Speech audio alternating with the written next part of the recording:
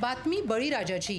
सहप्रायोजक आहेत अक्कुदास दूधकांडी. शुद्ध आयुर्वेदिक चूर्ण, सर्व दुभत्या व पाळीव पशुपक्ष्यांकरिता.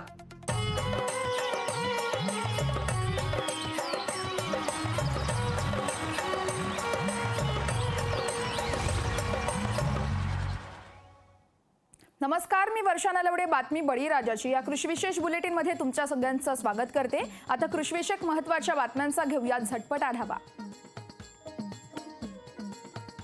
सातारा जिल्ह्याच्या पूर्व भागातील दुष्काळी तालुके असलेले माण आणि खटाव या परिसरामध्ये दुष्काळाची परिस्थिती निर्माण झाली आहे. परतीच्या पावसाने देखील तलाव 10% भरल्यात. दरम्यान 10% देखील काही ठिकाणी भरले नाहीये. त्यामुळे आता जनावरांच्या चाऱ्याचा देखील प्रश्न शेतकऱ्यांना भेडसावतोय. हिंगोली जिल्ह्यात रात्री झालेल्या परतीच्या पावसानं फुल शेतीसह सोयाबीनचं अतोनात नुकसान झालंय. केंद्रा खुर्द परिसरात रात्री झालेल्या पावसानं मोठ्या प्रमाणात फुलशेतीचं नुकसान झालंय. यामुळे आता फुल उत्पादक शेतकरी मोठ्या संकटात सापडले. घाटंजी तालुक्यातील भांबोरा येथील पारधी, वडार तसेच बंजारा समाजाचे नागरिक 1917 पासून वनजमीन कसत आहेत. चौकशी करून वनहक्क कायद्याअंतर्गत वन जमीन पट्टे वाटप करावेत अशी मागणी आता केली जाते.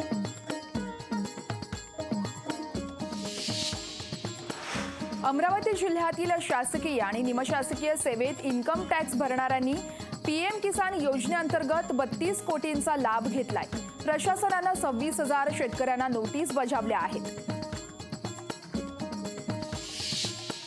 नंदुरबार तालुक्यातील पळाशी येथील कृषी उत्पन्न बाजार समितीत कापूस खरेदी केंद्रांवर कापूस खरेदीचा शुभारंभ करण्यात आलाय. माजी आमदार चंद्रकांत रघुवंशी यांच्या हस्ते कापूस खरेदीला प्रारंभ झालाय. तर पहिल्या दिवशी केंद्रावर 200 क्विंटल कापसाची आवक झाली आहे. वाशिम जिल्ह्यात सध्या सोयाबीन काढणीचा हंगाम सुरू आहे. सोयाबीन काढणीचा खर्च मोठ्या प्रमाणात वाढलाय. तर मागील वर्षी कापणीसाठी मजूर एकरी 2 ते 2,500 रुपये घेत होते. मात्र आता मजुरीमध्ये वाढ झाली आहे. त्यामुळे शेतकऱ्यांचा उत्पादन खर्च देखील भरूनच निघत नाहीये. अमरावतीत सोयाबीन काढणीला वेग आलाय. पुरेसा पाऊस न पडल्यामुळे मारल्यानंतर आता सोयाबीनचं उत्पादन घटलंय. तर सोयाबीन बाजारात दाखल होताच भाव पडल्याचं पाहायला मिळतंय. 4,700 रुपयापर्यंत भाव सोयाबीनला मिळत आहे. वाशिममध्ये स्वाभिमानी शेतकरी संघटनेकडून मालेगाव शहर बंदची हाक देण्यात आली आहे. वाशिम जिल्ह्यात सोयाबीन उत्पादक शेतकरी संकटात सापडलेत. सरकारने पाडलेल्या सोयाबीनचे भाव अतिवृष्टीमुळे झालेल्या नुकसानात शेतकऱ्यांना मदत मिळाली नाहीये. तर आता त्यामुळेच शेतकऱ्यांमध्ये चिंतेचं वातावरण आहे. त्यामुळे स्वाभिमानी शेतकरी संघटनेचे विदर्भ प्रमुख दामू अण्णा इंगोले यांच्या वतीनं मालेगाव शहर बंदची हाक देण्यात आली होती. या बंदला व्यापारी वर्गाकडून चांगला प्रतिसाद दिल्याचं पाहायला मिळालं. बीडच्या गेवराईमधील जय भवानी साखर कारखान्याच्या गळीत हंगामाला सुरुवात झाली आहे. कारखान्याच्या 41व्या बॉयलर अग्निप्रदीप समारंभ संपन्न झालाय. तर यंदा जय भवानी साखर कारखान्याच्या माध्यमातून शेतकऱ्यांच्या उसाला 2,700 रुपयांच्या पुढे भाव मिळेल असा विश्वास साखर कारखान्याचे चेअरमन अमरसिंग पंडित यांनी व्यक्त केलाय. साताऱ्यातील छत्रपती कृषी प्रदर्शनामध्ये तब्बल 1.5 कोटींचा रेडा सर्वांचंच आकर्षणाचं केंद्रबिंदू ठरतोय. खासदार उदयनराजेंच्या हस्ते प्रदर्शनाचं यावेळेस उद्घाटन करण्यात आलंय. हिंगोलीच्या वसमत शिवारात पोलिसांनी 46,000ची गांजाची 9 झाडं जप्त केली आहेत. जवळा बुद्रुक शेत शिवारात गांजाची लागवड करण्यात आल्याची माहिती हटा पोलिसांना मिळाली होती आणि त्यावरूनच पोलिसांनी छापा मारत ही संपूर्ण कारवाई केली आहे.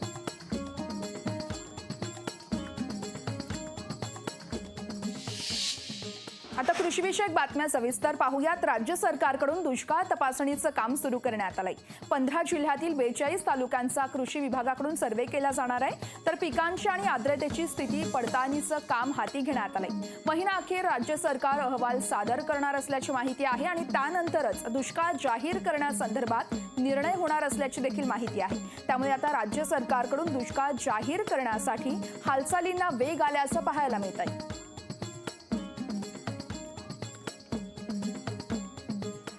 सातारा जिल्ह्यातील माण आणि खटाव या तालुक्यांमध्ये दुष्काळ सदृश्य परिस्थिती निर्माण झाली आहे। औंध असेल तसेच जायगाव या परिसरांमध्ये यावर्षी पावसानं ओढ दिल्यानं दुष्काळ सदृश्य परिस्थिती निर्माण झाली आहे। तर परतीचा पाऊस झाला, मात्र या पावसानं तलाव 10% देखील भरले नाहीयेत। त्यामुळे आता पाणी टंचाईची निर्माण झाली असून पाणी टंचाई देखील निर्माण होते। तर दुसरीकडे चारा टंचाई देखील निर्माण झाल्यानं चारा छावणी सुरू करण्याची मागणी शेतकरी करतायत। शासनाच्या दरबारी आमचा पाणी प्रश्न 16 गावचा बरेच दिवस असा आदांतरीचा आहे, तरी त्या प्रश्नाची सोडवणूक प्रशासनानं चांगल्या पद्धतीनं करून घ्यावी आणि या गावाला पाण्याची सुविधा, पिण्याच्या पाण्याची, त्याचबरोबर शेती पाण्याची प्रश्नाची सोडवणूक शासन दरबारी जर केली तर या गावातून पर्क्युलेट होणारं पाणी लगतच्या भोसरे किंवा लोणी गावाला सुद्धा त्याचा चांगल्या पैकी फायदा होईल आणि तसंच गाव सुजलाम सुफलाम होईल।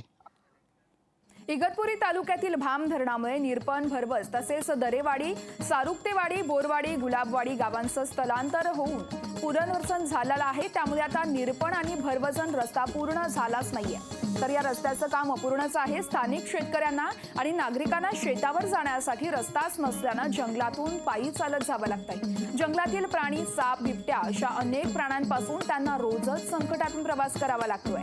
तर याच परिसरातून आढावा घेतलाय आमचे प्रतिनिधी विकास काजळे यांनी, आपण पाहूयात। इगतपुरी तालुक्यातील अतिदुर्गम भाग म्हणजे काळुस्ता परिसरात आपण आहोत आणि या परिसरात जर बघितलं तर ज्या ठिकाणी तुम्हाला एक दृश्य दिसेल, एक महिला आपल्या 2 लेकरांना घेऊन या ठिकाणाहून एक जंगल परिसर आहे हा, या ठिकाणाहून ती शहराच्या दिशेने जात आहे। खरं तर ही महिला प्रकल्पग्रस्त महिला आहे आणि या महिलेचा जर हा प्रवास बघितला तर अक्षरशः जे काही भाम धरण प्रकल्पग्रस्त नागरिक आहेत त्यांच्यापैकी ही एक महिला आहे। खरं तर यांना रस्ता देणं शासनाने गरजेचं होतं, परंतु गेल्या 4 ते 5 वर्षापासून हे सर्व जे काही लोक आहेत हे रस्त्याच्या प्रतीक्षेत आहे आणि या पद्धतीने जीव घेणं प्रवास करत ही महिला तिच्या 2 लेकरांना घेऊन तालुक्याच्या ठिकाणी आता जात आहे। प्रशासन नागरिकांच्या जीवाशी खेळतंय की काय असा प्रश्न उभा राहतो। आपल्याबरोबर काही प्रकल्पग्रस्त आहे, आपण त्यांच्याकडनं जाणून घेऊया नेमकं काय परिस्थिती आहे। काय सांगाल दादा? इथं आहे ना, ते प्रकल्पग्रस्तांसाठी रस्ता करणे गरजेचे होते, परंतु त्यांनी काही रस्ता वगैरे काही केलेला नाही। तर 2 पूल आहेत, 2 पुलांचे पण काम अपूर्ण राहिले, त्यांच्यामुळे ना त्यांना जीव धोक्यात घालून इथं रस्त्याला प्रवास करावा लागतो। रस्ता नाही ते विषय, मग इकडूनच यायला लागत। तुम्हाला अशी भीती वाटत नाही का इथं बिबट्या वगैरे असतील? वाटत मग त्याच्यामुळे आता रस्ता नाही तर भीती वाटली तरी याच लागत आहे। आता तुम्ही कुठे चालले ताई? आता इकडं आश्रमशाळेत चालू, अर्धा 1 तास लागत आहे। हा बरोबर। जर बघितलं हे चिमुकले जर बघितले तर शाळेमध्ये यांना दाखल करण्यासाठी ही माऊली चाललेली आहे आणि शिक्षणासाठीची ही धावपळ म्हणता येईल। आणि निश्चितच जे भाम धरण प्रकल्पग्रस्त आहेत त्यांना खरं तर या ठिकाणी रस्त्याची सुविधा देणं गरजेचं आहे, परंतु प्रशासन आदिवासी आणि गरीब भाग म्हणून याकडे सपशेल दुर्लक्ष करत आहेत। आणि आमदार महोदय, तुमचा मतदारसंघ आहे, तुम्ही देखील एक आदिवासी समाजाचं नेतृत्व करता, त्यामुळे अशा प्रश्नांकडे तरी तुम्ही लक्ष देणार का असा प्रश्न सर्वसामान्य विचारू लागले आहेत। लोकशाही न्यूजसाठी विकास काजळे, भामधरण, नाशिक। पैठण तालुक्यात कपाशी पिकाचं मोठ्या प्रमाणात उत्पादन घेतलं जातं, मात्र तालुक्यामध्ये यावर्षी म्हणावा तसा पाऊस झालाच नाहीये। त्याचा परिणाम कापूस पिकांवर झालाय। सध्या कपाशीची 2 वेचण्या झाल्या आहेत, त्यामुळे आता कापसाच्या उत्पादनात देखील घट होण्याची शक्यता वर्तवली जाते। तर लागवड खर्च देखील निघेल का असा प्रश्न शेतकऱ्यांना सतावतोय।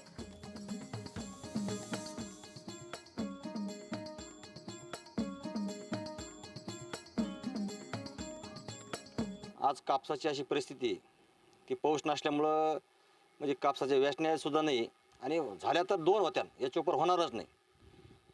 पण याकरता महाराष्ट्र शासनाने शेतकऱ्याला याच्यातून मार्ग काढावा आणि शेतकऱ्याचं आर्थिक जे होणारं नुकसान आहे, आम्ही जे खर्च केला आजपर्यंत कापसावर, तर त्याचा खर्चसुद्धा निघण्याची तयारी नाही। तर सरकारने कापूससुद्धा शेतकऱ्याला मदत करावी। सणासुदीच्या काळात कांद्याच्या गोणीला 350 ते 470 रुपये प्रति 10 किलो असा बाजारभाव मिळतोय, त्यामुळे शेतकरी समाधानी आहेत। तर शिरूरमध्ये वर्षभर साठवून ठेवलेला कांदा शेतकऱ्यांनी आता विक्रीसाठी काढला आहे। या संदर्भात मनसर कृषी उत्पन्न बाजार समितीतून शेतकऱ्यांसोबत आणि व्यापाऱ्यांसोबत संवाद साधलाय आमचे प्रतिनिधी साईदीप ढोबळे यांनी, आपण पाहूयात।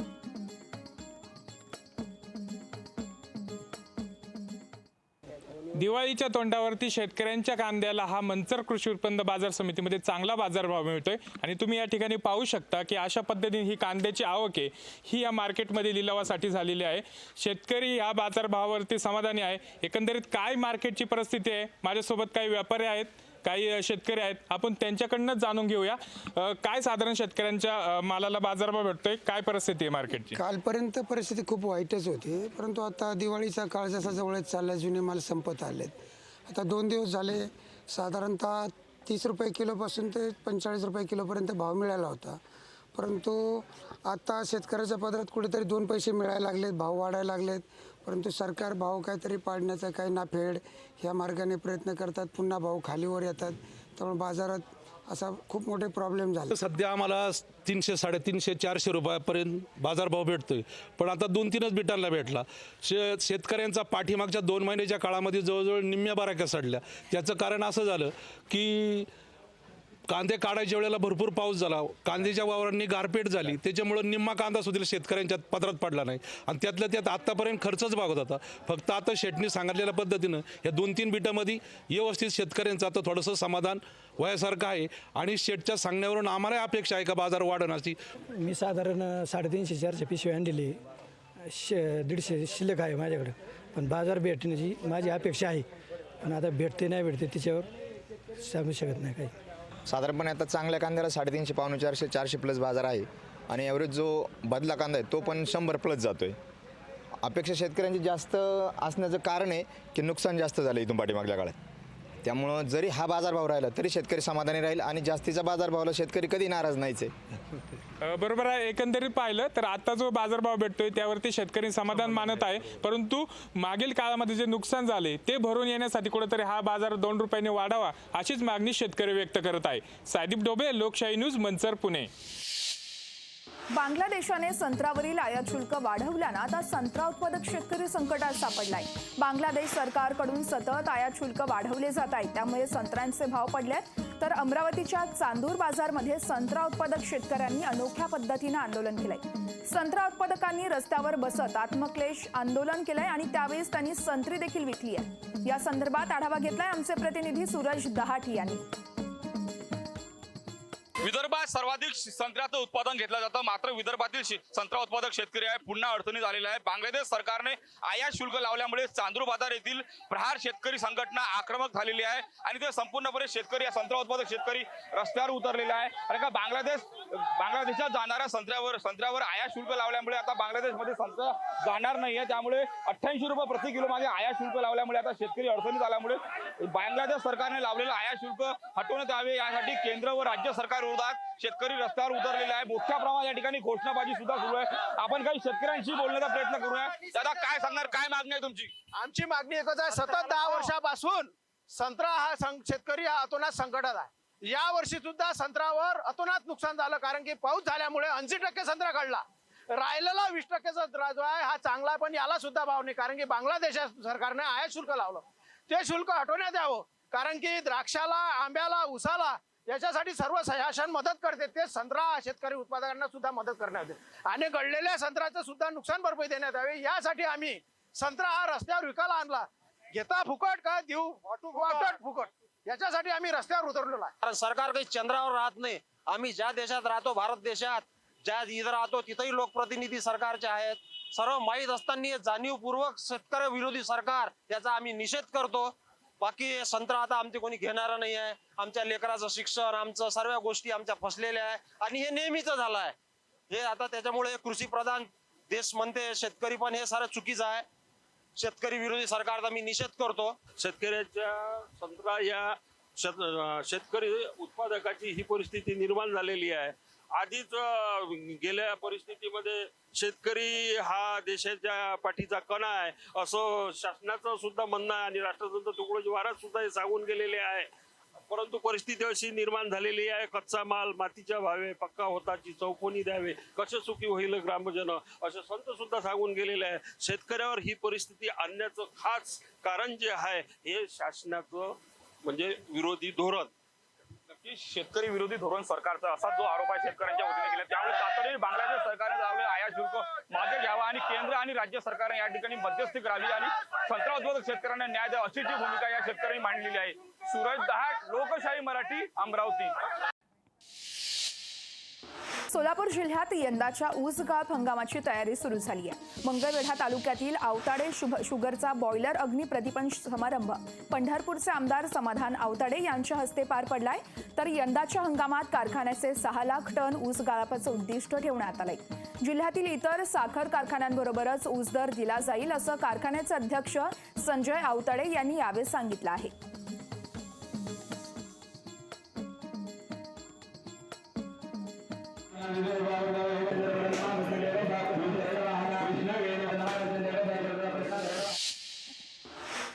सातारा जिल्हा परिषदेच्या मैदानावर 5 दिवसांचं छत्रपती कृषी प्रदर्शन हे भरवण्यात आलंय आणि यामध्येच कर्नाटक राज्यातून आणलेला 1.5 टन वजनाचा आणि 1.5 कोटी रुपये किमतीचा गजेंद्र रेडा सर्वांचंच आकर्षण ठरतोय. 6 वर्षाच्या या गजेंद्र रेड्यानं तब्बल 20 पुरस्कार पटकावल्यात. तर हा रेडा विलास गणपती नाईक यांच्या मालकीचा आहे. पंजाब राज्यातून आणलेल्या म्हशीपासून त्याचा जन्म झाल्याची माहिती आहे. गजेंद्र नावाचे रेडा महाराष्ट्र कर्नाटक हिंद केसरी पुरस्कारानं देखील सन्मानित झालाय.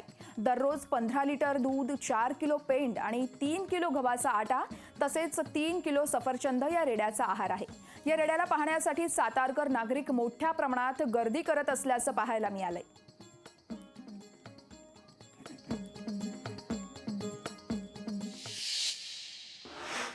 कृषी उत्पन्न बाजार समितीत अकोलेच्या माध्यमातून उपबाजार ब्राह्मणवाडा या ठिकाणी सोयाबीन खरेदीला सुरुवात करण्यात आली आहे. या बाजारामध्ये आता शेतकरी बांधवांनी चांगलाच प्रतिसाद दिलाय आणि पहिल्याच दिवशी बाजारात सोयाबीनची रांग देखील लागल्याचं पाहायला मिळतंय. सोयाबीनची रास लागली असून आता आज सोयाबीनला 45 रुपये असा भाव मिळतोय. तर या सोयाबीन खरेदीचं उद्घाटन देखील करण्यात आलंय.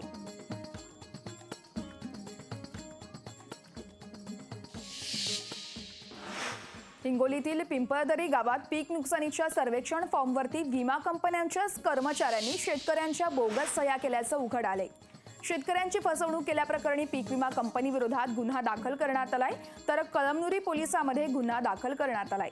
दरम्यान कृषी विभागाच्या कर्मचाऱ्यांवर देखील कारवाई करण्याची मागणी यावेळी शेतकऱ्यांकडून करण्यात आली आहे.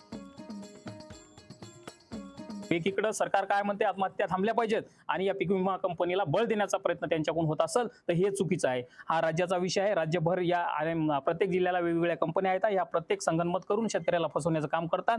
तर वरिष्ठ स्तरावरून याची मागणी आम्ही आता येत्या 8 दिवसामध्ये कृषी मंत्री साहेबांना भेटून तात्काळ लक्ष वेधून हा जसा गुन्हा दाखल झाला, ही कंपनी ज्या ज्या जिल्ह्यामध्ये होती त्या जिल्ह्यामध्ये त्या सर्व पंचनामे म्हणजे तपासायला जावं आणि चालू वर्षी जी कंपनी आपल्या पीक विमासाठी आलेली आहे त्या कंपनीच्या बाबतीतही असा प्रकार घडू नये याची दक्षता जिल्हा प्रशासनानं घ्यावी.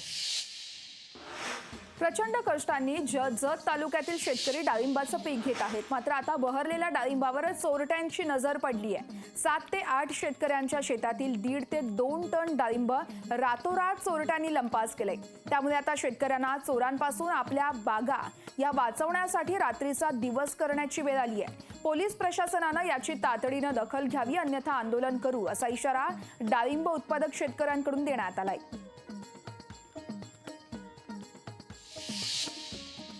बीड जिल्ह्यात यंदा म्हणावा तसा पाऊस झालाच नाहीये. त्यामुळे पिकांची वाढ देखील खुंटली आहे आणि अशातच आता ऑक्टोबर हीटमुळे उन्हाची तीव्रता वाढतीये आणि त्यामुळेच पिकं देखील सुकतायत.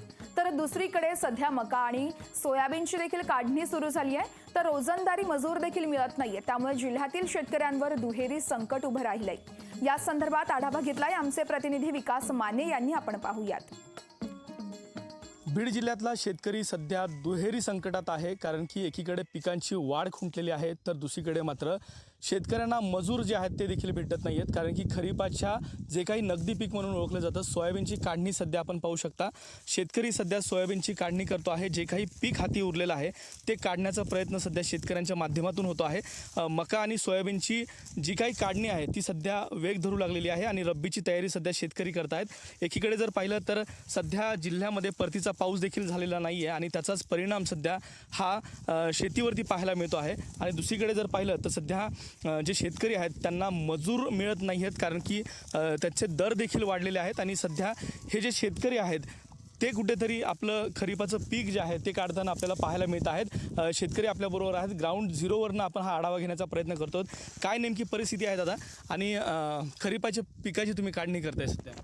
हां काढतो काढतो पण काय उपयोगच नाही, काढून नाही काढलीत पण इलाज नाही सध्या. आता वाटोळं होऊ दे वाटत नाही. 4-4 शेंग आहेत ती तरी आपलं ही होईल समाधानी, खर्च तरी निघन, त्याच्यामुळे ही चालू आहे काढायला.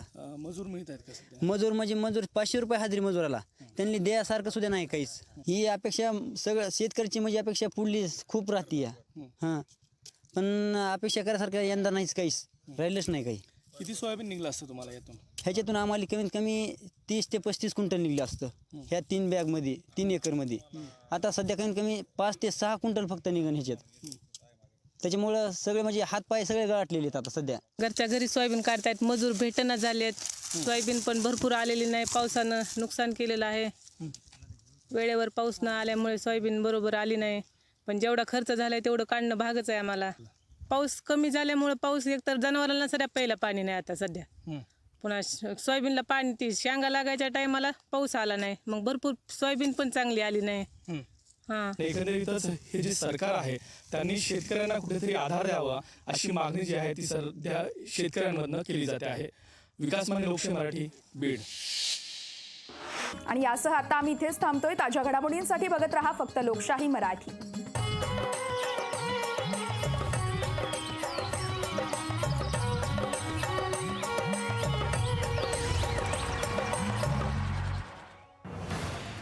बातमी बळीराजाची. सहप्रायोजक आहेत अक्कुदास दूधकांडी, शुद्ध आयुर्वेदिक चूर्ण, सर्व दुभत्या व पाळीव पशुपक्ष्यांकरिता. लोकशाही मराठी, ऐका, पहा, जागरूक रहा.